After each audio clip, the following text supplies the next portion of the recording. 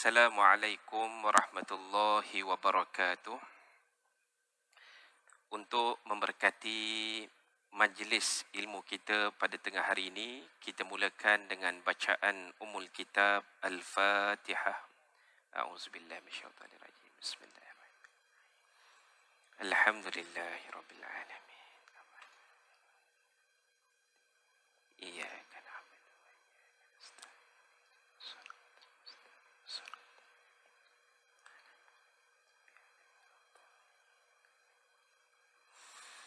Bismillahirrahmanirrahim. Alhamdulillahi rabbil alamin. Wabihi nasta'in fi umuri dunya waddin. Wassalatu wassalam ala rasulil amin. Wa ala alihi wa sahbihi ajma'in.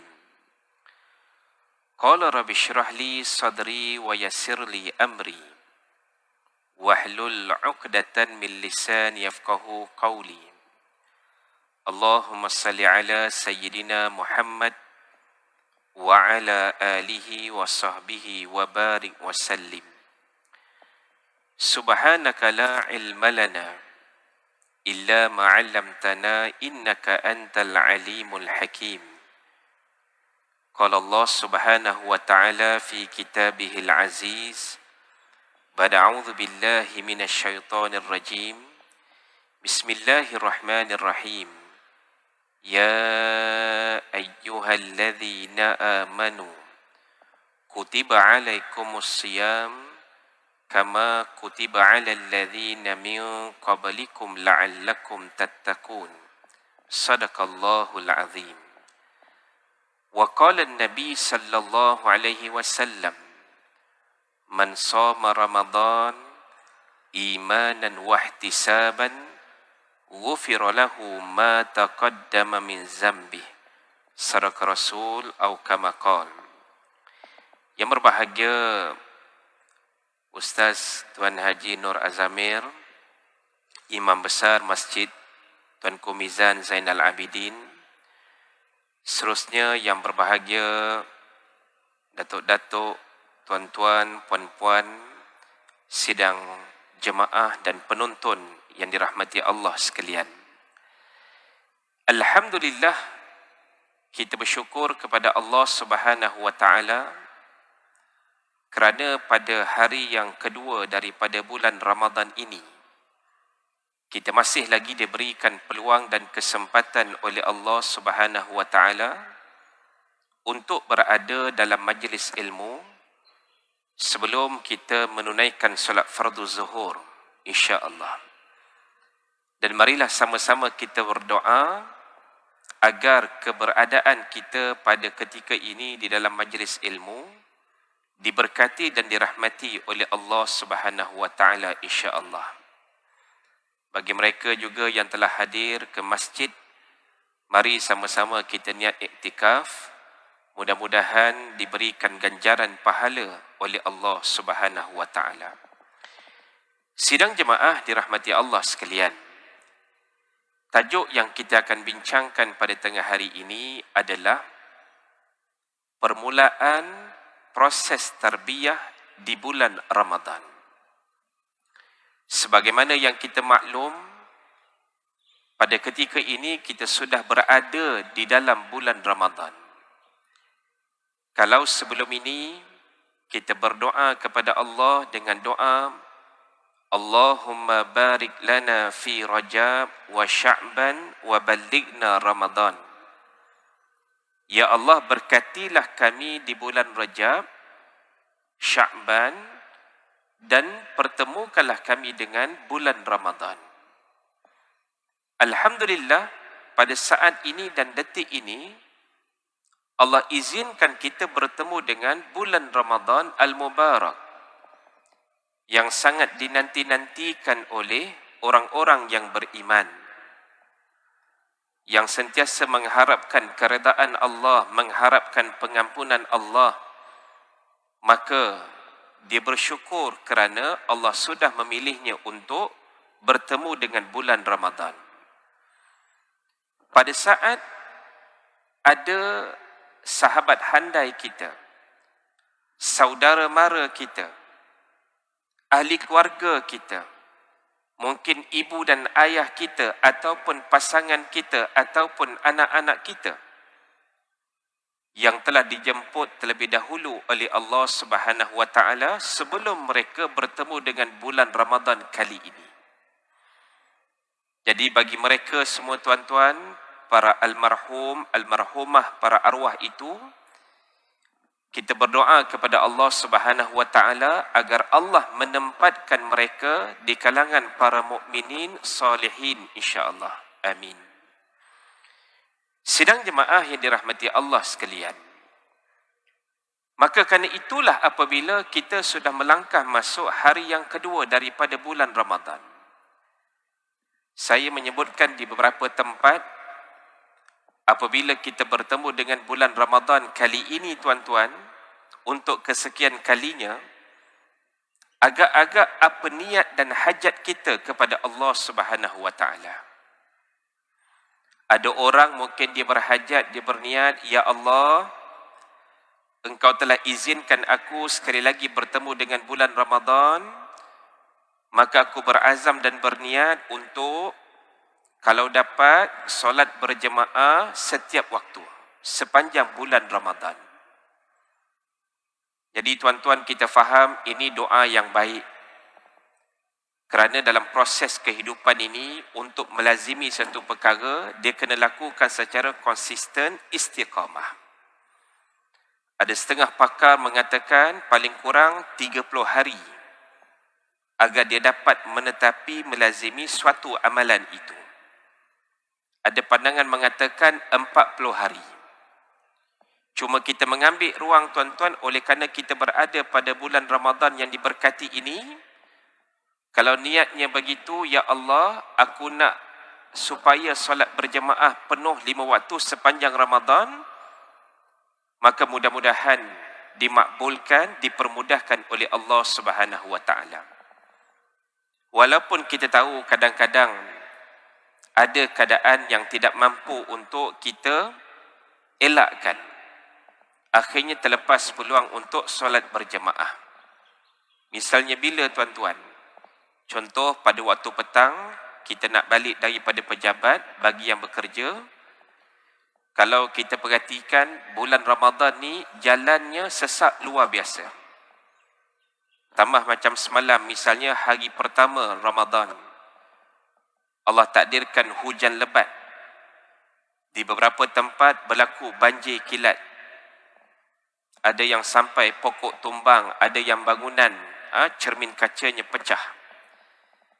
Akhirnya ada yang terperangkap dalam kesesakan jalan raya. Akhirnya dia sampai lewat ke rumah, tidak sempat berjemaah.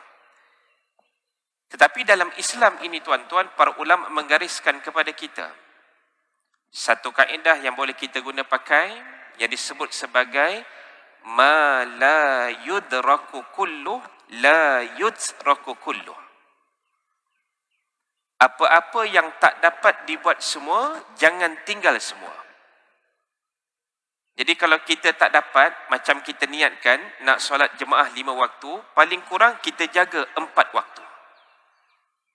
Contoh pagi tadi tuan-tuan, solat subuh. Saya yakin masuk bulan Ramadan ini kita lebih bersedia.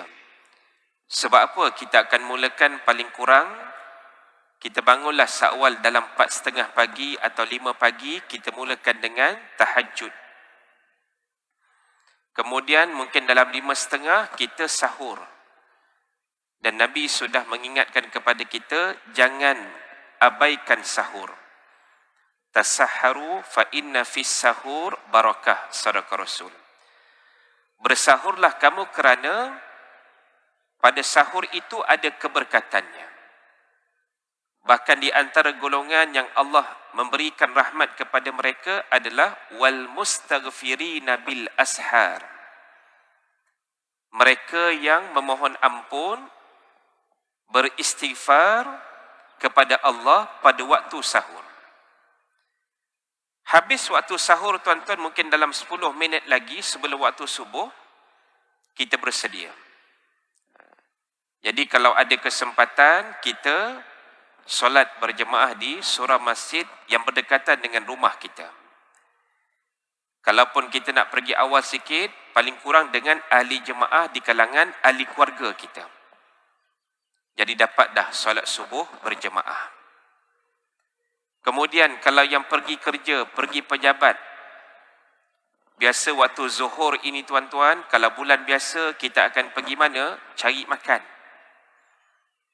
Kerana waktu rehat itu pukul 1 sampai pukul 2 tengah hari biasanya. Jadi bulan Ramadan kita tak cari makan. Maka bulan Ramadan kita ganti, carilah makanan untuk jiwa dan spiritual kita, kerohanian kita. Itulah majlis ilmu. Jadi paling kurang kita datang awal, Masjid Tuanku Mizan sudah menyediakan program yang disebut sebagai Mutiara Kasih. Setiap hari 12.30 tengah hari akan bermula kuliah zuhur. Senarai penceramah pun tuan-tuan boleh tengok pada pamphlet yang disediakan. Maknanya sudah disediakan kepada kita hidangan majlis ilmu. Tinggal lagi kita saja nak memilih ataupun tidak. Betul, waktu tengah hari ini kadang-kadang kita mengantuk tuan-tuan. Mengantuk pada bulan puasa ini luar biasa. Kadang-kadang tengah mesyuarat pun boleh terlelap. Mungkin kerana kita letih, penat dan sebagainya. Tetapi paling kurang ada tuan-tuan guru kita bergurau. Kalau kamu nak tidur pun, tempat yang paling baik tidurnya dalam majlis ilmu. Paling-paling kurang tuan-tuan dapat rahmat malaikat yang menaungi majlis ilmu walaupun orang itu tidur dalam majlis ilmu. Ada satu kisah wallahu alam lah berlaku di luar negara ketika mana ada seorang ni dia mengalami sakit insomnia, susah untuk tidur. Jadi satu ketika dia nampak ada satu perkumpulan orang-orang Islam yang sedang mendengar kuliah ilmu ataupun lecture. Jadi dia tengok bahagian belakang ni, ada pula yang tidur. Boleh jadi penat agaknya. Tuan-tuan, dia pun datang masuk dalam kuliah ilmu tu, ujung-ujung dia pun tertidur juga. Boleh jadi dengan keberkatan majlis ilmu tu, wallahu alam, tetapi nak ceritanya hilang penyakit dia yang sukar tidur tu, masuk majlis ilmu tertidur dia. Alhamdulillah. Cuma bukanlah kita minta bila kita hadir majlis ilmu ni boleh tidur sepanjang masa, tidak. Maksudnya bila kata kita letih, kadang-kadang itu yang menyebabkan kita tertidur. Maka berbalik kepada tadi, kalau kita dah hadir awal ke masjid, contoh kita ambil konteks Masjid Besi hari ini, Masjid Tuanku Mizan, sudah ada kuliah zuhur 12.30, jadi kita plan, sebulan ni aku berazam ya Allah, macam mana sibuk pun di pejabat, 12.30 aku kena turun. Sebab apa? Nak hadir majlis ilmu. Ini yang dianggap sebagai proses tarbiyah diri tuan-tuan. Kita disiplinkan diri walaupun asalnya berat, susah, payah, tapi bila sekali kita dah buat, insya-Allah akan datang kenikmatan dan kelazatan apabila kita beramal itu. Jadi habis kuliah zuhur, kita dah standby untuk solat zuhur berjemaah. Dapat dah 2 waktu. Petang, solat asar. Solat asar ketika ini jam sekitar 4.30, 4.25 begitu. Kalau kami di pejabat kerajaan ni tuan-tuan diberikan waktu fleksibel bulan Ramadan. Maknanya boleh balik setengah jam awal. Jadi kalau contoh masuknya 7.30 pagi, boleh balik pukul 4. Kalau masuknya pukul 8 pagi, boleh balik pukul 4.30 petang. Jadi bukan apa, mungkin kerana balik awal itu nak menyediakan juadah berbuka puasa. Istilah anak-anak muda hari ini, orang lelaki ni macam-macam mana pun dia kena tekan dengan isteri dia, Keluarlah satu ungkapan, beras kita beli. Tuan-tuan, saya jawab balik, walaupun beras kita beli, orang lelaki, orang perempuan dia akan jawab pula, bang, betul, beras abang beli, tapi lauk saya masak. Dah timbul pula persoalan, siapa pula yang nak masak nasi? Masak beras tu. Saya kata bergantunglah. Kalau dua-dua sepakat, osomlah siapa-siapa yang tak nak nasi itu. Kalau tidak, makan lauk ajalah. Nak cerita pada kita, tuan-tuan, asar ini juga waktu yang kritikal. Jadi mungkinlah kalau ada balik awal tu tak sempat nak berjemaah, jadi dia balik dulu. Maghrib, sampai di rumah, macam mana kita nak atur? Pada ketika ini, di masjid, ikut negeri, ada yang membenarkan majlis iftar, ada yang tak benarkan. Jadi kita anggap sama rata semua banyaknya berbuka di rumah. Bagaimana kaedah yang terbaik? Sudah pasti yang diajar oleh Nabi SAW. Kita iftar dengan beberapa biji kurma ataupun tamar, minum air mungkin segelas dua, kemudian solat berjemaah dahulu. Kemudian kita sambung dengan makan yang sedikit berat selepas itu. Ataupun kalau nak makan terus, makan berat pun tak ada masalah. Tapi yang penting, habis selesai makan ahli keluarga, sama-sama kita kumpul, solat maghrib berjemaah. Dapat 3 waktu. Seterusnya tuan-tuan, solat isyak. Jadi hari ini kalau di setengah negeri, misalnya di Selangor, malam tadi saya di Masjid Bukit Lancung, bersebelahan dengan Putra Heights.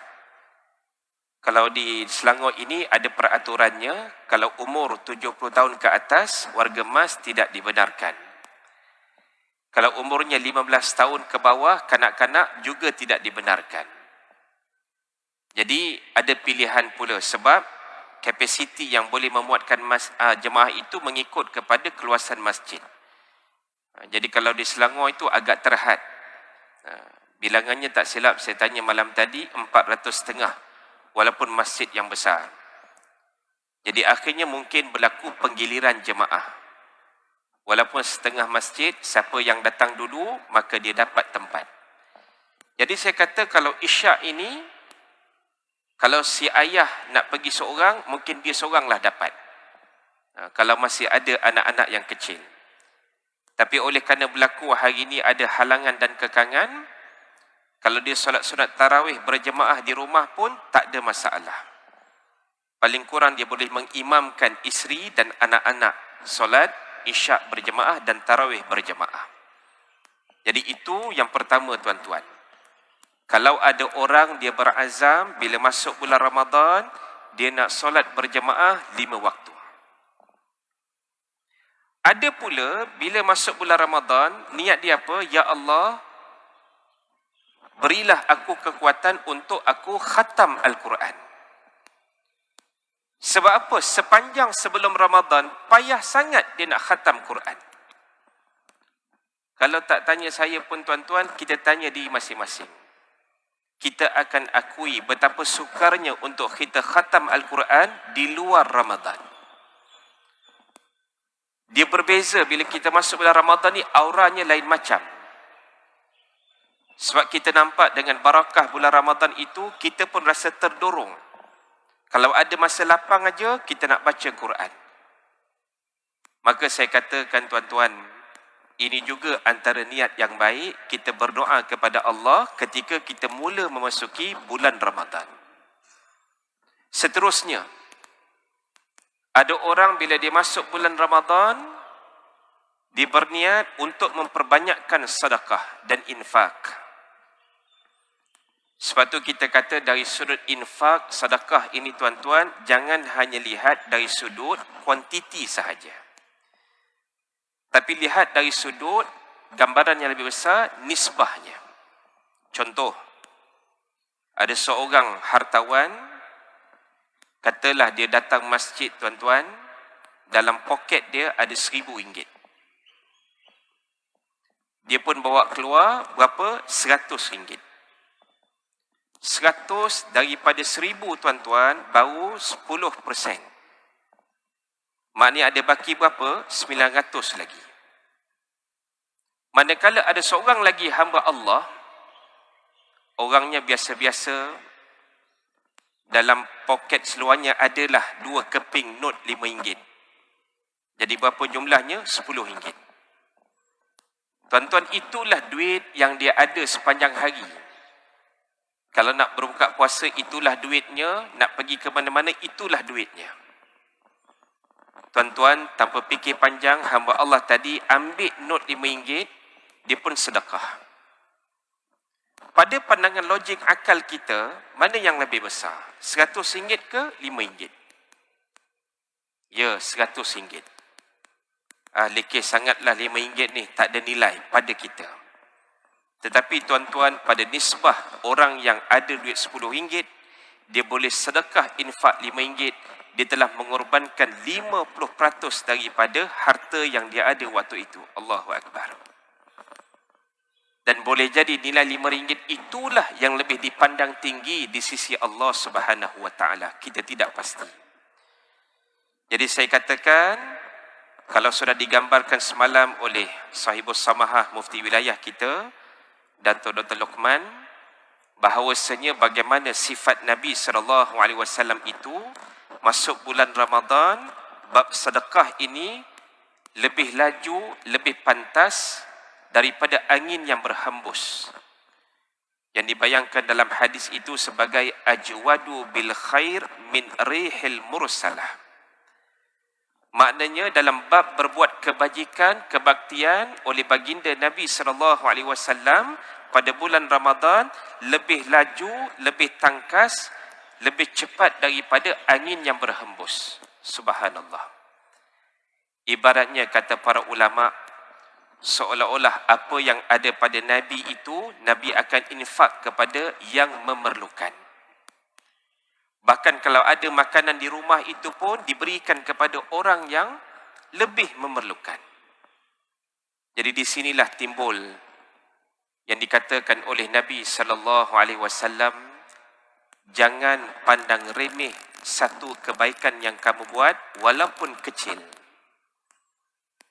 Paling kurang apa tuan-tuan? Senyum kepada saudara kita sendiri. Cuma saya kata sekarang ni payah nak tahu orang tu senyum ke tidak. Sebab apa? Pakai face mask belaka tuan-tuan. Jadi mungkin kadang kalau matanya kecil sikit sambil kita buat apa celoteh sikit, dia macam matanya kecil, mungkin waktu itulah dia senyum agaknya. Wallahualam. Tapi nak ceritanya, jangan pandang remeh. Walaupun contoh ada orang dia nak buka puasa tak ada makanan. Pada kita tuan-tuan ada sebiji tamar, itulah pun yang kita ada nak buka puasa nanti. Kemudian kita ambillah secubit, bagi kat dia. Kita pun ambil yang lebih tu untuk bahagian kita. Nabi sebut dalam hadis, ittaqun nar walau bisyiqqi tamrah, sadaqa Rasul. Takutlah kamu dengan api neraka Allah walaupun dengan secubit tamar. Jadi kita tak boleh bayangkan kadang-kadang asbab amal yang kecil pada pandangan kita, itulah yang menyebabkan kita masuk ke dalam syurga Allah, insya-Allah. Sidang jemaah dirahmati Allah sekalian. Seterusnya, ada orang pada ketika masuk bulan Ramadan, dia berniat untuk mengaut sebanyak mungkin untung. Ini biasa orang berniaga lah. Sebab tu kita kata bila berniaga ni kena keluar modal. Bila dah keluar modal, maka dia nak balik modal dan nak dapat untung. Itu konsep asas orang berniaga. Cuma kita pesan kepada rakan-rakan kita, waktu bulan Ramadan ni tuan-tuan, jual apa saja laku. Walaupun jual apa, sate secucuk tuan-tuan, orang cari.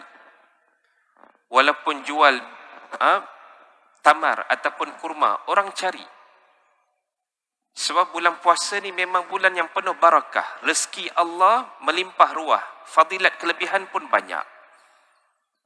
Bahkan hati-hati yang keras sebelum ini pun jadi jinak pada ketika bulan Ramadan.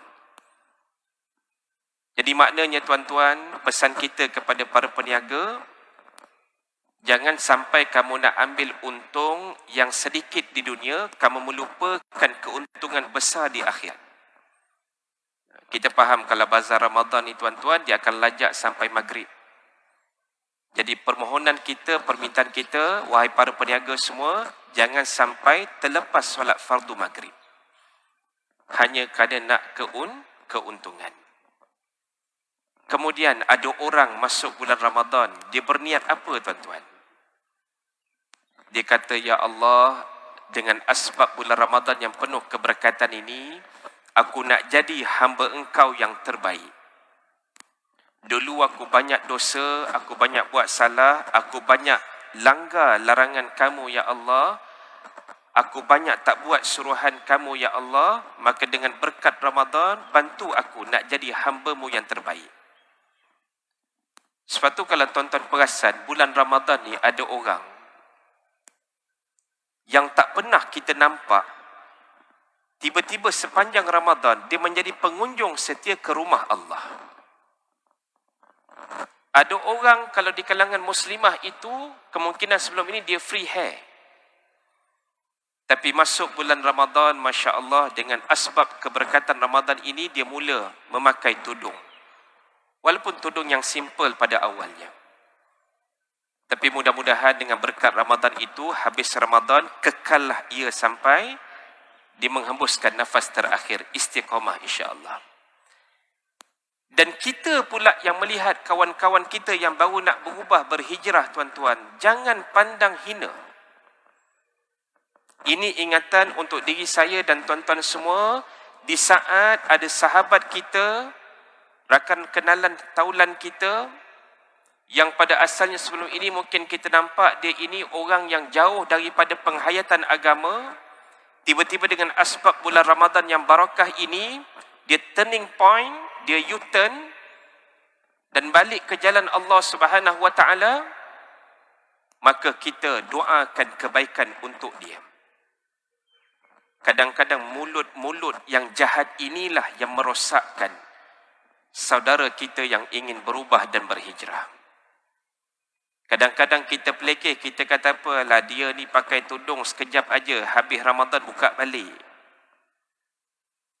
Dia ni pengunjung setia masjid, surau, rumah Allah sekejap aja. Habis daripada Ramadan, hilanglah tu. Kita lupa tuan-tuan, di saat kita mempersenda orang lain tuan-tuan, sebenarnya kita memperlekehkan diri kita sendiri. Jadi di sini ingatan untuk diri saya dan tuan-tuan semua, bila ada orang yang berhijrah pada bulan Ramadan, doakan kebaikan untuk dia. Kerana kita pun nak tumpang sama. Sebab tu saya kata, tidak ada gunanya tuan-tuan kita berbangga dengan amal yang kita buat, dicemari dengan sifat riak, kerana pada perkiraan Allah tidak ada penilaian sedikit pun pada amal yang kita berbangga dengannya. Wal-iyazubillah. Sedangkan ada satu orang, dia banyak berbuat dosa dan maksiat. Kemudian dengan asbab tertentu dia mendapat hidayah Allah. Dia bertaubat nasuha dan dia istiqamah di jalan Allah sampai hujung hayatnya tuan-tuan. Boleh jadi dia lebih baik daripada kita yang rasa dah lebih baik daripada dia. Wallahu a'lam. Sidang jemaah dirahmati Allah sekalian. Ada juga yang masuk bulan Ramadan, niatnya berbeza pula dengan yang lain-lain ni. Macam mana niat dia? Mungkin dia niat begini. Ya Allah, bila aku masuk bulan Ramadan ni ya Allah, aku berdoa kepada Engkau, kalau Engkau nak ambil nyawa aku sekalipun ya Allah, ambillah ketika aku sedang berpuasa pada bulan Ramadan. Allahu Akbar. Kita tak tahu, mungkin ada orang yang berdoa sebegini. Sebab mungkin dia kata dunia ni ialah sampai satu tahap kita faham macam-macam ujian, cabaran, dugaan atas dunia. Dan dia merasakan pada bulan Ramadan dia beroleh ketenangan, kebahagiaan yang tidak dapat pada bulan-bulan yang lain. Dan Allah memudahkan dia untuk beramal ibadah sepanjang Ramadan. Setiap detik masa dan ruang yang ada, dia tidak bazirkan bahkan dia berusaha bersungguh-sungguh untuk mendapatkan pengampunan Allah. Jadi akhirnya ultimate aim dia apa tuan-tuan?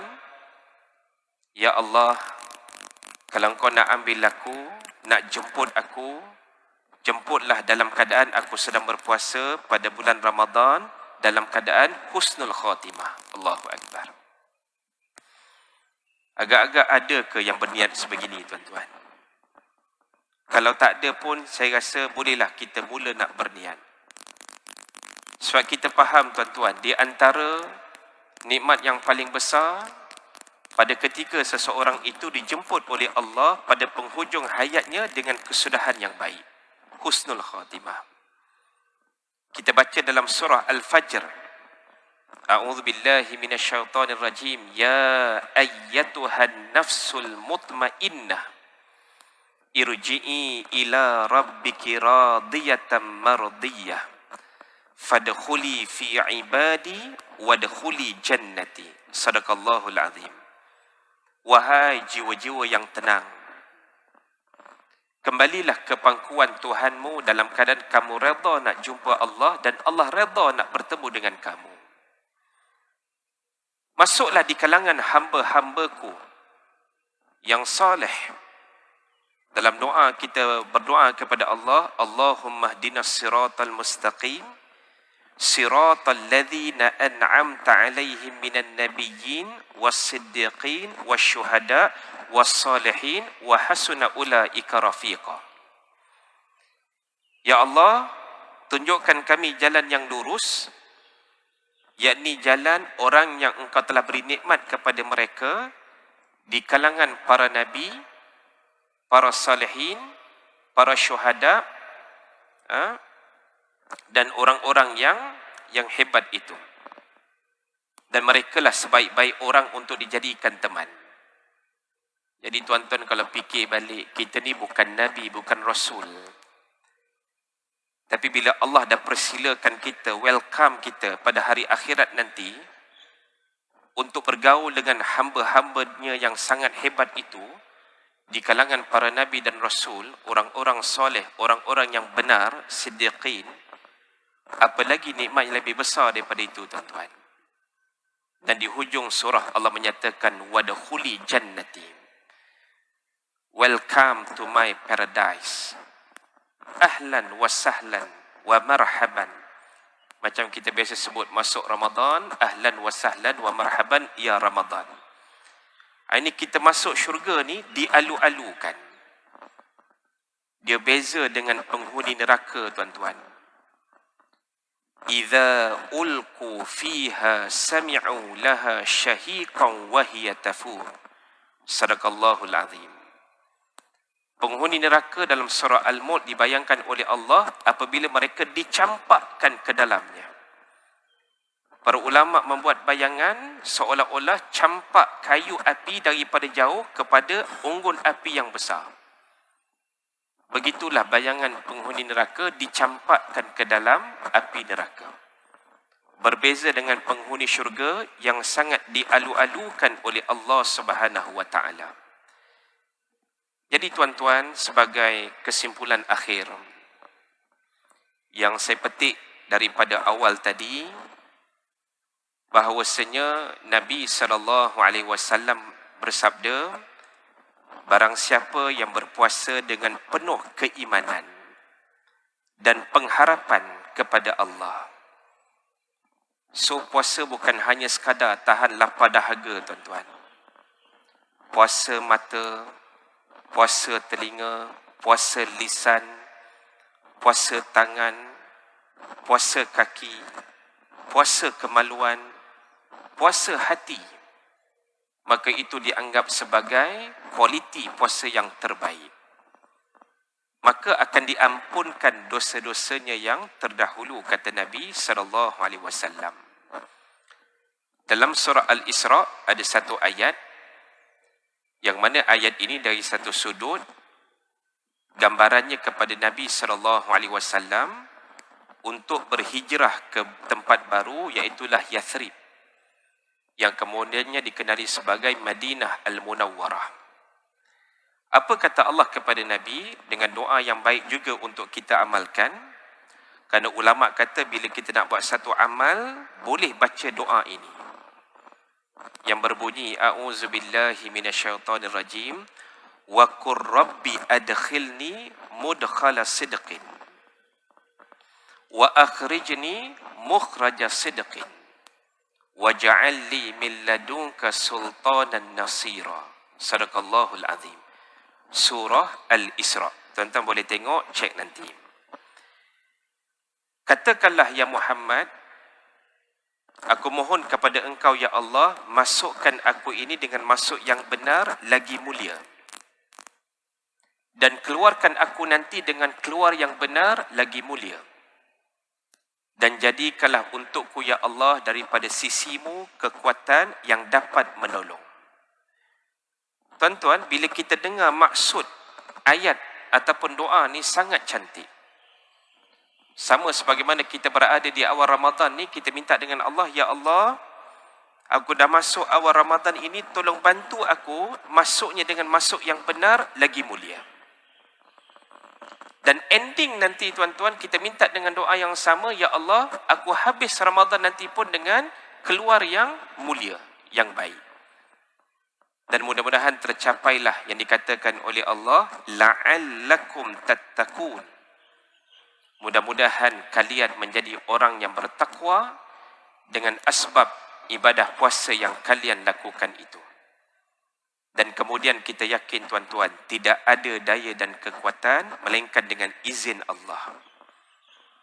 Jadi yang kita boleh datang ketika ini dalam majlis ilmu, datang awal, lepas ni nak solat zuhur berjemaah, semua dengan izin Allah.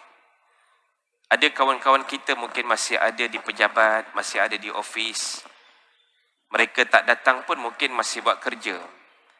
Tapi bagi kita yang yakin di sana ada peluang yang banyak untuk kita rebut sebanyak mungkin pahala dan fadilat kelebihan Ramadan, maka kita sanggup tangguhkan sekejap kerja kita, datang ke majlis ilmu yang telah disediakan oleh Masjid Tuanku Mizan, di bawah pimpinan Imam Besar kita Ustaz Nur Azamir.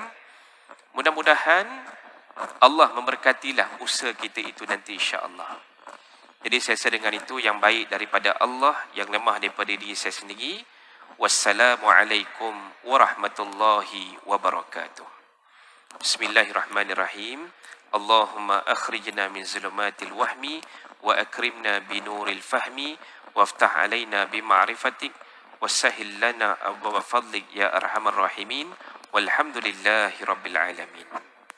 Tasbih kafarah suratul Asr.